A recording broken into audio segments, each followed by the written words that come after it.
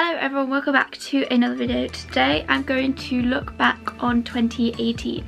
Before we get started, make sure you hit that subscribe. Now this list is mainly of things I'm grateful for in 2018. Each month I've just picked the things I'm grateful for. The reason I'm doing this was it is far from the best year of my life. Not the worst though, strong second. Bit of background, May 2017 until July 2018 was the worst period of my life. So I'm making this video because the lows of this year were very low, but the highs were also probably the highest points of my life. So naturally I'd look back on 2018 and think, oh no. But I want to look back and actually think, because there were some great things that happened and I want to focus more on the positives. In January, on the 1st of January, I think I hit 100 subscribers, which isn't a lot, but I've been trying to get throughout all of last December, so I was really excited when I did that. That's all I can remember in January, but hey, got through January. If you're not doing anything amazing, just think, well, at least I'm living. February, I went on a really fun trip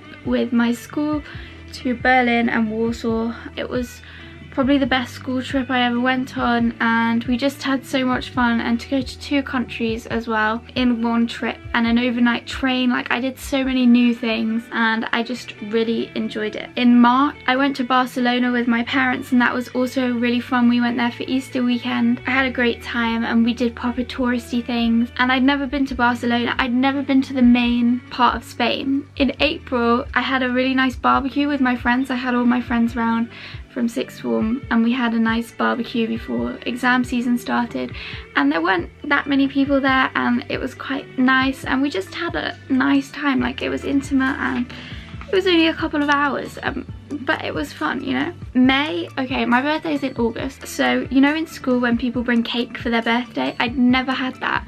And then in May my friends bought me in a cake because they were like, you're never gonna get a birthday in school and this is our last chance. So I actually had a happy birthday sung to me in school, which was like a lifelong dream. I also started my exams and I also finished school for study leave, so I had a really fun last day and leavers service and all that fun stuff that you do when you leave school, which was nice even though like you're still in school for exams. But in June I finished my exams, which was such a relief. They were so hard to do. It had been such a heavy lot of work. I finished them, which was great, and then had my dinner dance, which was like our prom, and that was great and it was a lovely night. Also, January to June was just a really tough time, like following on from the previous year, and I just got through it, thankful for that. And then the end of June I went on a camping trip with my friends to Abersoch and that was so fun. We went swimming in the Welsh Sea in the middle of the night,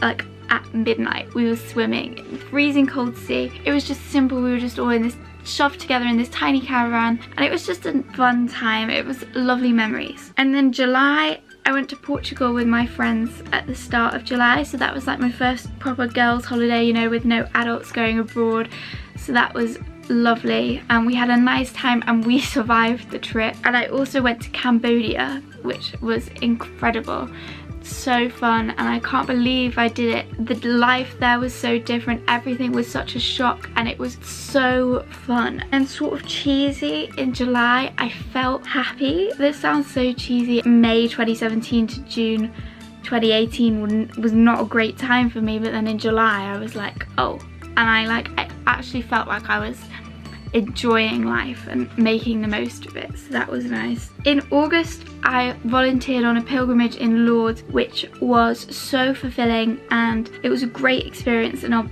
definitely be doing that again this summer. It was so tiring and it was different from anything I'd ever done before, but I learned so much from it and I just really enjoyed it. I also turned 18 and I had such a great time. On my birthday we just had family around and it was such a simple, just a simple day, but it was so nice. All my family came around and it was probably like my favourite family gathering ever. And then I went for breakfast with my friends the next day and everything I did was very simple, but I also really enjoyed it all. I had results day in August and I passed with an A star and 2 Bs, which I would have never expected to get. Sixth form was not the easiest time for me. The fact that I managed to get them grades was, I was so chuffed with myself. On the very last day of September I moved to Durham which is meant to be a list of things I'm grateful for and happy times. So if you know me very well, it's not necessarily the decision I am most happy about, but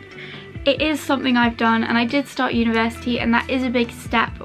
No matter how it went or how things have gone since, it was a fun thing and it was still a big step in my life. In October I got matriculated into Durham University. In November I came home for bonfire night and I had a lovely time with my friends, and I saw my parents. Like, me and my friends, we went to watch the fireworks, and then we just went and sat outside a restaurant for hours, and it was just a lovely night. We hadn't seen each other in so long, and it was just a nice little reunion. In November I also had a bit of a tough time. I'll probably talk about this more in the future, but I was so ready to quit uni, writing a new personal statement close. Like, I was so ready to leave, but I didn't. I got through it, so I'm grateful that I managed to persevere and get through all the stuff that went down.